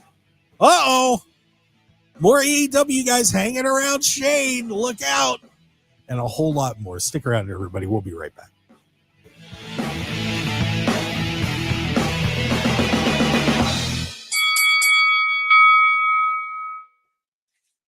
All right, when it comes to getting life insurance for your family, a lot of excuses can get in the way. But ask yourself this: if something were to happen to me, who would pay the mortgage, the kids' education, and the other bills? Then forget the excuses and check out Ethos Life, the online, easy way to get life insurance in 10 minutes. Ethos has rates that you can afford, like a $500,000 policy for a 40-year-old male starting at $1 a day or $30 a month, with a few health questions and no medical exam. Get your free quote right now at checkethos.com. That's checkethos.com. Not available in all states. Rates do vary. Wendy's breakfast burrito has an entire breakfast in every bite. Fresh cracked eggs, seasoned potatoes, American cheese, cheese sauce, and sausage or bacon. So the first bite is like fresh American cheese sauce. Bacon. And the second bite is like fresh American cheese sauce. Bacon. And the third bite, you get the idea. The boss of breakfast burritos, gotta be Wendy's. At participating U.S. Wendy's during breakfast hours. Hey, Nevada, it's time for football at BetMGM. Take the field using promo code KOSTOS, KOSTOS, and receive up to $250 back in bonus bets if you don't win your first bet. Download the BetMGM app today and visit any of the 9 BetMGM sportsbooks on the Las Vegas Strip to complete your sign up. Enjoy up to 3 hours of free parking at any of our properties too, with validation. Remember to use bonus code KOSTOS, KOSTOS, when you place your first wager on options like the money line, parlays, original bets, live betting, and more. You'll get up to $250 back in bonus bets if you don't win. Football is back, Nevada sports fans. BetMGM and GameSense remind you to play responsibly. See BetMGM.com for terms. 21 years of age or older. Nevada only. New customer offer. Subject to eligibility requirements. Rewards are non-withdrawable bonus bets that expire in 7 days. Gambling problem? Call 1-800-GAMBLER. MGMResorts.com/GameSense. Understanding the many things in a mother's life affecting her pregnancy is important. You can help improve the health of all mothers and babies in Nevada by completing a pregnancy risk assessment monitoring system survey about your recent pregnancy. Also known as PRAMS, the survey is from the Nevada Division of Public and Behavioral Health and the Centers for Disease Control and Prevention. The survey asks new moms about their experience before, during, and after pregnancy. Responses are confidential and used to help improve the health of mothers and babies in Nevada. If you receive a PRAMS survey, please share your story. Learn more at nvprams.dpbh.nv.gov. That's nvprams.dpbh.nv.gov. This message sponsored by the Nevada Division of Public and Behavioral Health, aired in cooperation with the Nevada Broadcasters Association and this station. 1015 FM KDAWN. This is the Mark Hoke Show. The Mark Hoke Show. Here again, your host, Mark Hoke. Yeah, they haven't fired me yet here at KDAWN. I appreciate that. I'm Mark Hoke. Thanks for being with us. Having a great time talking pro wrestling here on KDAWN 1015 FM, the Odyssey app, AUDACY. Download it now. And of course, you can subscribe to us on YouTube at The Mark Hoke Show, Facebook, The Mark Hoke Show, and on X at Mark Hoke Show. We have SP3 from the amazing True Heel Heat podcast. They do an incredible job over there. You got to tune in and check it out because their shows are just a lot of fun. You'll definitely enjoy it and learn something too while you're at it. So make sure you check that out. It's TRU Heel Heat. SP3 on the board with me today. Very happy to have him along for the ride. Let me just real quick get your impressions about AEW Grand Slam. Your thoughts coming out of it. Anything stand out to you in there? I thought Wednesday show was great. Some great wrestling up and down the show. I thought Nigel and Brian took me back to 2006 with the rivalry that made me fall in love with Ring of Honor. I thought the Young Bucks versus United Empire, Will Ospreay and Kyle Fletcher, was one of the best tag team matches of the year. Just simply spectacular chemistry between all four guys. And the main event was just awesome fun. Darby Allin, man, I swear, he's going to die in the ring one day, but he's one of the best TV wrestlers I think we've ever seen. The way he puts his body on the line, and Jon Moxley just looking like an absolute bully and monster in there. Great match to close the show and setting up for a Wrestle Dream with Moxley and Bryan. So I thought top to bottom, really damn good show. Hook retiring the FTW championship, MVP showing up, making his debut in AEW. So it was the two things I asked for with any great TV show in wrestling. It's noteworthy and has great wrestling. So this gets a big thumbs up for me. Yeah, you talked about the Moxley and Darby Allin match. Darby took a hell of a beating in there, but Moxley, to me, took it to a little different place. I mean, we've seen him, bust himself open and bleeding all over the place and, and portraying that kind of a monster. But in this match, he didn't do that. He just came off as looking ridiculously strong, powerful. Like, what are you doing, kid? You can't hurt me. You can't. I mean, it was a different Mox, and I really enjoyed that. And that makes me even more excited to see where his new group is going, because that was a really cool performance by John.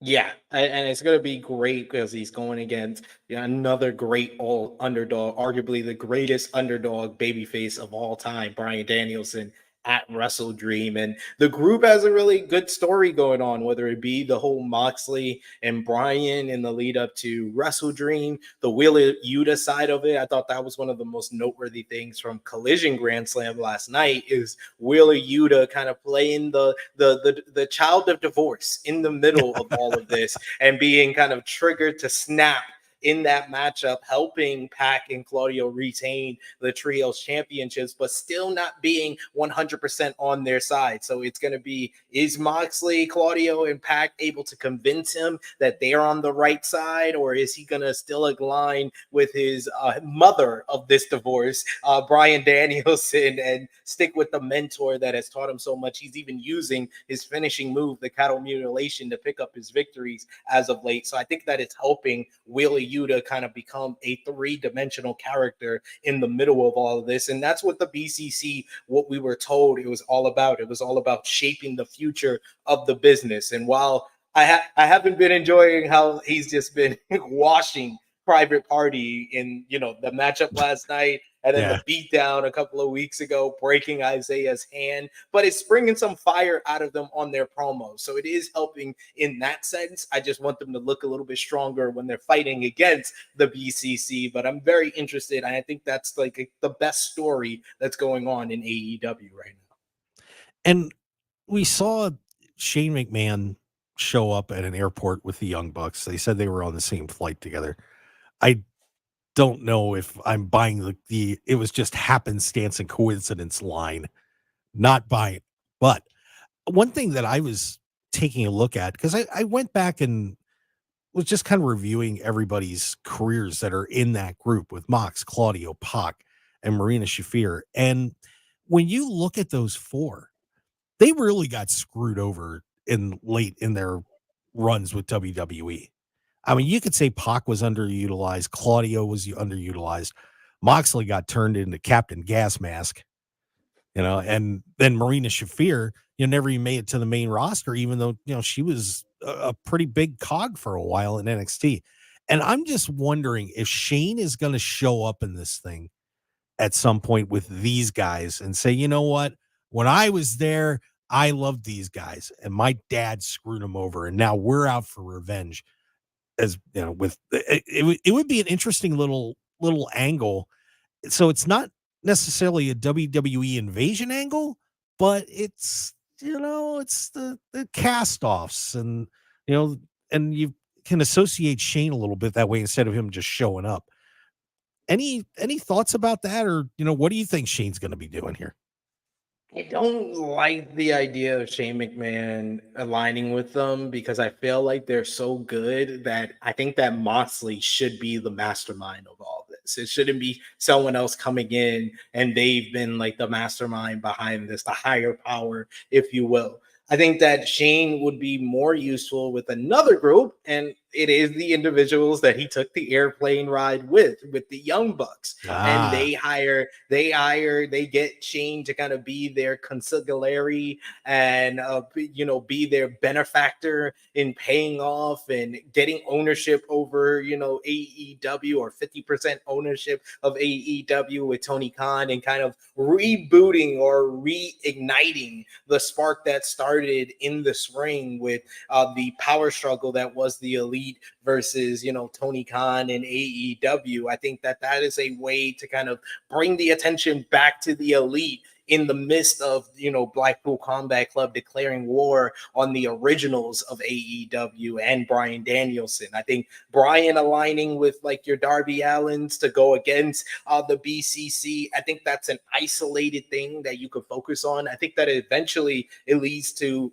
Moxley beating Bryan for the AEW World Championship, and then Darby Allin dethroning Jon Moxley to finally become the AEW World Champion, because I feel like the whole setup for the matches at Grand Slam didn't make too much sense. And in the long run, it just made Darby Allin look like an idiot, because he had a guaranteed shot at the AEW World Championship that he just put on the line when he could have just had the matchup with Bryan, because Bryan wrestled on that show. So it made him look stupid. It made the whole thing and making those two matches very convoluted. But the way that you can kind of go full circle with all of that is for Darby Allin to dethrone Jon Moxley. And I think throwing Shane McMahon into that story only will make it more convoluted. You got to make it more streamlined, a little bit more simpler. Focus on the whole fallout of the BCC. Focus on elevating Wheeler Yuta within the story, and focus on the end being Darby Allin being the one who steps up for the AEW originals and dethrones Moxley to prove himself. Yeah, sounds like an interesting idea there too. This is, man, pro wrestling is just too much fun right now. It really is. It's just so many possibilities and so many awesome things going on. It's incredible. The Bad Blood pay-per-view is coming up this week, SP3, who, by the way, joined us from the True Heel Heat podcast. What are you thinking about Bad Blood? I mean, I was talking to Phil Stamper in the last hour about it, getting his take on everything, and the betting odds are kind of weird. But how are you feeling about Bad Blood right now? What are you expecting out of this thing? I'm excited for Bad Blood, to be honest with you. I think CM Punk and Drew McIntyre have put together WWE's best feud of the year, and their promo work over the last 2 weeks has been absolutely tremendous. I think that CM Punk, hit a home run with his promo 2 weeks ago. I think that was his best work since before WrestleMania, and arguably his best promo since he came to WWE, where he really elevated the rivalry between him and Drew McIntyre, why it was necessary for Hell in a Cell, the danger of Hell in a Cell, talking about how his family didn't want him to be in the match, and promising blood when it feels like this rivalry, this feud has earned blood, has earned a very old school Hell in a Cell matchup. It's earned the Hell in a Cell stipulation, where it's a Hell in a Cell for a reason, not just because the pay-per-view is called Hell in a Cell. And I think Drew McIntyre doubled down on all the things that Punk accomplished with his promo this past week on Raw, where he really kind of, got serious, didn't make his usual jokes about Punk. He's like, he hates Punk. This is why we need to be in Hell in a Cell. My family doesn't want me to be in Hell in a Cell. Hell, my wife doesn't even want me to be near you because of what you have been doing to me mentally, what you have cost me throughout my career. And this is why I am promising you're going to bleed a lot. And I think that they have really made me anticipate this matchup. And that's why I think this matchup should be the main event of the show. But I understand the other side of it, which you have the two biggest stars in the company, Roman Reigns and Cody Rhodes, teaming up for the first time ever. I've said it once, I'll say it 1,000 times. Cody Rhodes and Roman Reigns are Hogan and Macho. They're The Rock and Austin. They are the two top stars that are battling for that number one spot. But right now, they have to come together for a common enemy of the bloodline. I think Solo Sikoa gets a lot of flack online, but I think he's done very, very well for the spot that he's been given as the top heel and the leader of the bloodline. Jacob Fatu is a future WWE champion, and this might be his biggest match yet, going against the two top stars in the company. So that's a huge matchup to have on the show. And then you got the two Judgment Day matches with Damian Priest and Finn Balor, who really, when you look at the whole show, they might get like the least amount of hype and buzz around it. But I think they have a huge opportunity to kind of break out and really set the tone for what's going to be an even longer rivalry between the two of them that might even culminate next year at WrestleMania. And then Liv Morgan and Rhea Ripley with Dominic Mysterio in the shark cage. That's your sports entertainment goodness right there. I mean, that's just going to be entertaining to watch. And they had a great matchup at SummerSlam, and I think this one will be just as well. And then Nia Jax and Bayley, I think a lot of people were down in their SummerSlam match. I liked it a little bit more than other people did, but I think they have another opportunity to kind of have a very good matchup on this show. So I think top to bottom, this is one of the better 5-match cards. Like I said again, I don't mind them having another matchup. You've done build Gunther versus Sami Zayn. Love to see that on the show. But hey, for the 5 matches that have already been announced and maybe the card, this is a really damn good one and arguably the best of the year that they've built this up so far. Yeah, it's interesting too, by the way, I mentioned this last hour, that betonline.ag has odds up for the Gunther and Sami Zayn match.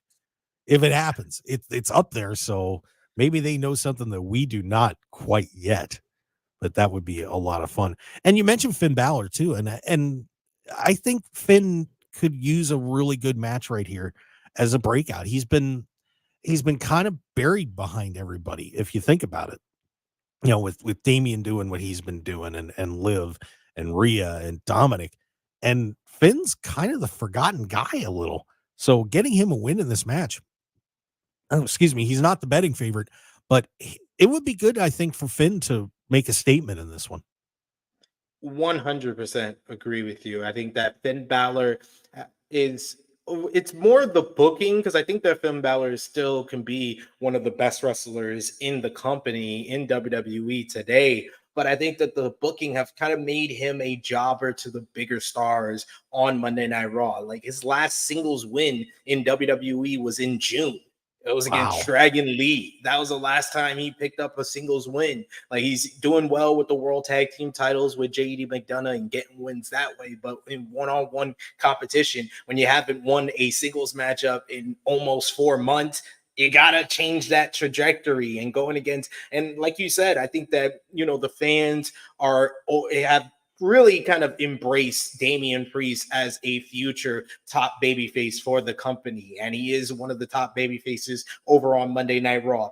Rhea Ripley is right behind Roman Reigns and Cody Rhodes as one of the most over talents in all of the WWE. Then you got Liv Morgan and Dominic Mysterio, and their whole act, just them separately from the Judgment Day, is very over and get the most heat out of everybody, really. And then you got all those people in the same storyline with Finn Balor that, he feels like the fifth guy out of that whole equation. So you have to kind of elevate him with getting a win over Damian Priest at Bad Blood. And I think that that's why we're going to see a longer feud between these guys that's not even going to culminate until next year's WrestleMania. This whole Terra Twins versus Judgment Day is really going to be the crust of a lot of good television for WWE throughout the end of the year and then into 2025. You think Rhea wins, or is Liv hold on?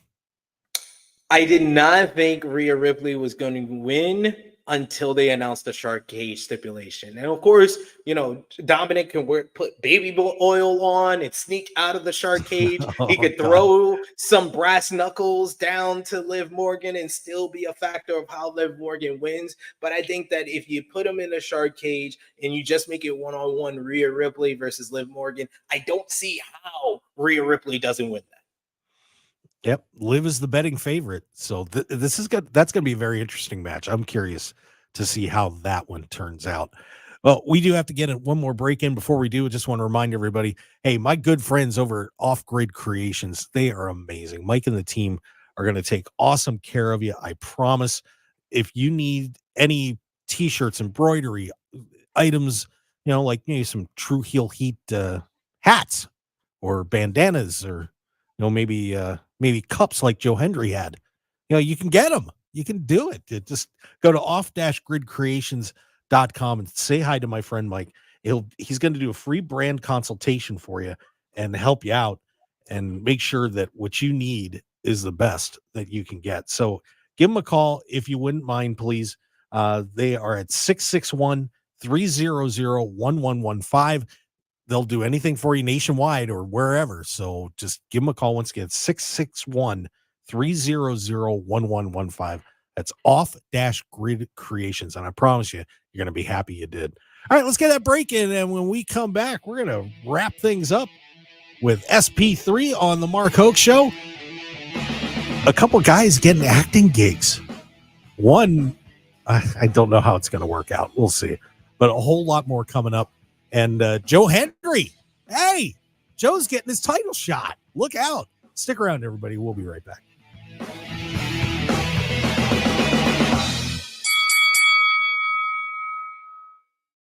The Las Vegas Greek Food Festival is back September 27th through the 29th at St. John Baptist Greek Orthodox Church. Adult admission $10. Kids under 12 and active military get in free. $2 off admission with proof of rideshare. Valet parking available. Check out LasVegasGreekFest.com for times and info. Opa!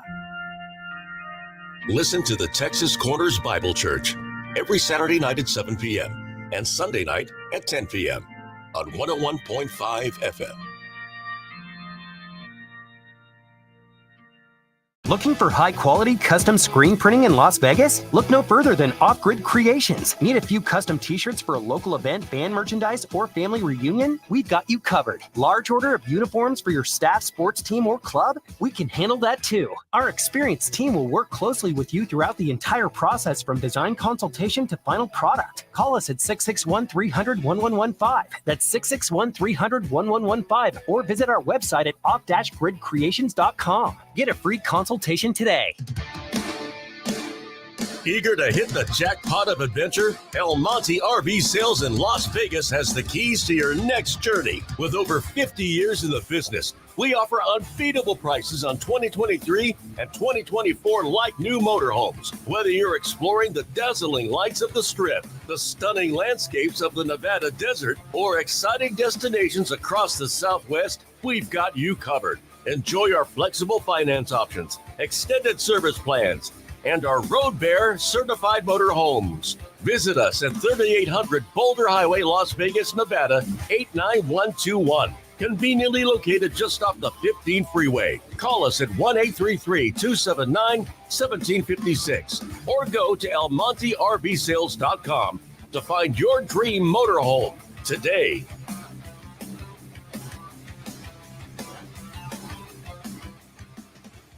Personal injury law has been the same for a long time. Big egos, greed, and sleazy schemes. Big and loud doesn't always mean right. And the conventional mold doesn't define success. Goodbye, false quick buck promises. We've had enough. Welcome to Sam and Ash, the new standard for personal injury law, where things are done the right way. With integrity, experience, and authenticity, we're champions for the underdog. Life happens, and when you need help, you deserve a team without hidden agendas. A team that delivers real support and results. When you have both, your whole world can change. So if you've been hurt in a crash, call Sam and Ash, 702-303-0333. Sam and Ash, because you deserve what's right. All right, when it comes to getting life insurance for your family, a lot of excuses can get in the way. But ask yourself this: if something were to happen to me, who would pay the mortgage, the kids' education, and the other bills? Then forget the excuses and check out Ethos Life, the online, easy way to get life insurance in 10 minutes. Ethos has rates that you can afford, like a $500,000 policy for a 40-year-old male starting at $1 a day or $30 a month, with a few health questions and no medical exam. Get your free quote right now at checkethos.com. That's checkethos.com. Not available in all states. Rates do vary. While retinitis pigmentosa takes Mark's vision, his family gives him hope, whether at the family business or at home with his wife and sons. He knows he's not fighting alone. For 50 years, the Foundation Fighting Blindness has funded research into treatments and cures for blinding retinal diseases, providing hope to people with vision loss. And for Mark, winning the fight means being there for his family. The Foundation Fighting Blindness. Together, we're winning. Help us end blinding diseases at fightingblindness.org. 1015 FM KDAWN. You're listening to the #1 professional wrestling radio show in Vegas, The Mark Hoke Show. The Mark Hoke Show. Now, here again is Mark Hoke. All right, let's give this one more run, see if I can do some quality radio for you for this final segment of the Mark Hoke Show here on KDAWN. 1015 FM, the Talk of Las Vegas, the Odyssey app, and streaming on YouTube, X, and Facebook with SP3 from the True Heel podcast. He's the man. We all know it. Nothing? Thank you. You're Thank welcome. You. Appreciate it. You're the man. You're the man, Mark. You're the man. The best radio host in Las Vegas. Wow. Thank you. I appreciate that. I have some people who probably take exception to that, but you know what? Since you said it, I'm going to play that over and over and over and over again. It's going to be fantastic. We do need to talk about this Ray Phoenix thing that happened, by the way. Ray Phoenix, the Lucha Dragons with our good friend Miedo's just tried to sneak out of AEW to go to WWE. They were bragging about it. Conan was helping him out, and Tony Khan put the kibosh on it. Said, "You've got injury time, pal. So stick around about another year or so," because Ray got hurt quite a bit.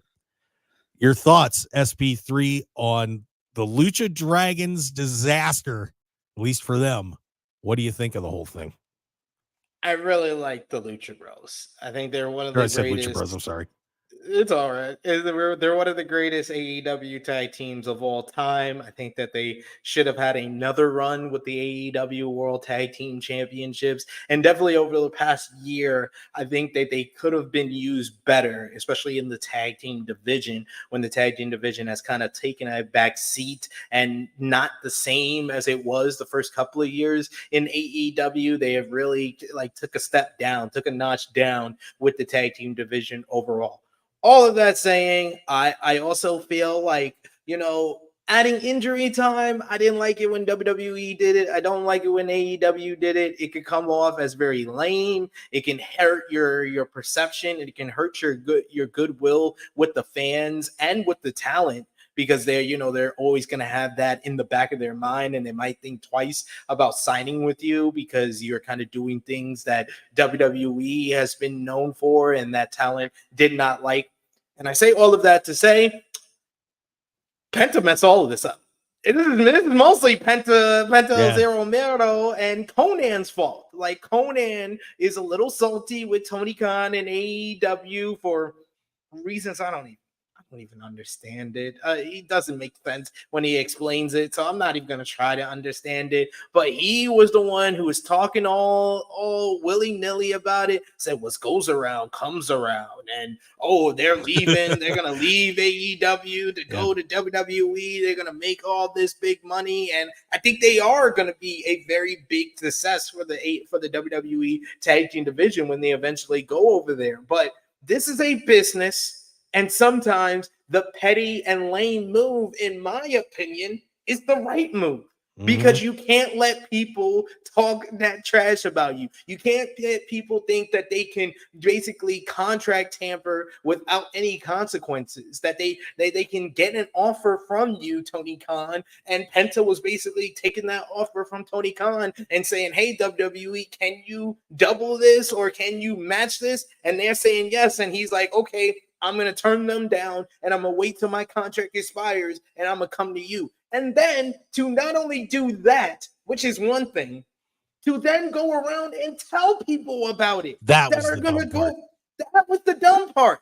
That was the dumb part of all that. I think that everybody should play these companies against each other. I am talent first, 100%. I want all these talents to make the bag. And I think that the best thing that you can do is to let your contract expire, go into free agency, and hear both companies' offers and play the two against each other, where you go to the company that's going to pay you the biggest bag, that's going to give you the best creative, that you think that you have the best future wish financially and creatively. That is what I want all these talents to do. But you need to wait till your contract expires and you go into free agency. That was the key statement that I just put. Penta didn't do that. He waited till his contract was just a few months away when he still had injury time that they can use. But I guess he didn't think about that. And that's why he was up on social media like, oh, my presence is AEW. Dude, you did too much. Now you're trying to save face and you done messed up. You messed up all of this. And the biggest victim of this whole situation is Rey Fenix, because he did not do anything wrong. You were the one that did something wrong and you messed it up for your brother. Yeah, good luck. So the Lucha Brothers will be spending more time in AEW. Well, Joe Hendry has earned his world championship shot at Bound for Glory, and we got about a minute to talk about this. Is it finally time? Do we get to believe in Joe Hendry? Will he be beating Nick Nemeth and walking out of Bound for Glory as the new TNA World Champion? TNA Wrestling, Anthem Entertainment, Tommy Dreamer, all the bookers, please let it be time. It is time. It's time. It should be time. He's the hottest act, the most popular star in all of TNA wrestling. He's one of the most popular stars in all of professional wrestling. We saw that with him going over to NXT. I think that it should be Joe Hendry that dethrones Nick Nemeth. I think the whole point of Nick Nemeth winning the TNA World Championship is because he has arguably the biggest name value from his history in WWE to put over Joe Hendry and have him feel like he beat one of the biggest stars in the company. I think that is the reason why Nick Nemeth won the title, is to give it up to Joe Hendry and make him the new big star, the top star of TNA wrestling. then now is the time. The biggest show of the year for TNA, Bound for Glory in Detroit. Joe Hendry's name should be said, and he shall appear as the TNA World Champion. There you go. And I agree with you 100%. I want to give some congratulations to MJF, by the way, who will be in Happy Gilmore 2. That should be interesting. John Cena will be on The Simpsons. And he's going to be a voice in the Meta AI chatbot. They're going to have him be one of the voices you can pick. What do you think about that? I got about 30 seconds for you so you can plug yourself too. You excited? I mean, I can't see him, but I can hear him. So that should be interesting. And oh my God, the Simpsons creators, that was not John Cena. That picture that you put up, that was not John Cena. That looked more like Dave Meltzer. I just wanted to say that. Wow. Dave Meltzer. You got to be kidding me. That's amazing. SP3, tell everybody where they can find you and check out your podcast before we get out of here. You can follow me on the Twitter machine at TrueHillSP3. Follow the gang at True Hill Heat. That is TRU, no E. And the True Hill Heat YouTube channel. We got a wrestling channel. We got a sports and entertainment channel. I'll be live over there on sports and entertainment in like 10 minutes. Awesome. Well, go ahead and check that out. Make sure you subscribe to everything the guys at True Hill Heat are doing. SP3, thank you for coming on the show again. Certainly appreciate it, brother. Thank you as always, Mark. Always have a good time coming over here. So I am always open. Anytime you want, just let me know. Sounds good.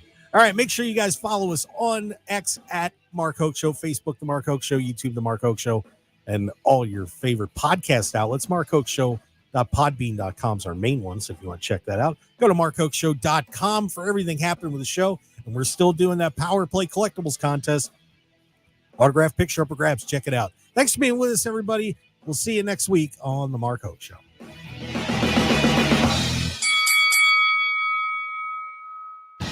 Want more of The Mark Hoke Show? Follow us on Twitter at Mark Hoke Show, like us on Facebook at The Mark Hoke Show, and visit MarkHokeShow.com to keep up with everything happening with the show. And remember to check out all of our archive shows on YouTube at The Mark Hoke Show and download our podcasts at markhokeshow.podbean.com and all your favorite podcast outlets. So join the Mark Hoke Show family today, and thanks for listening.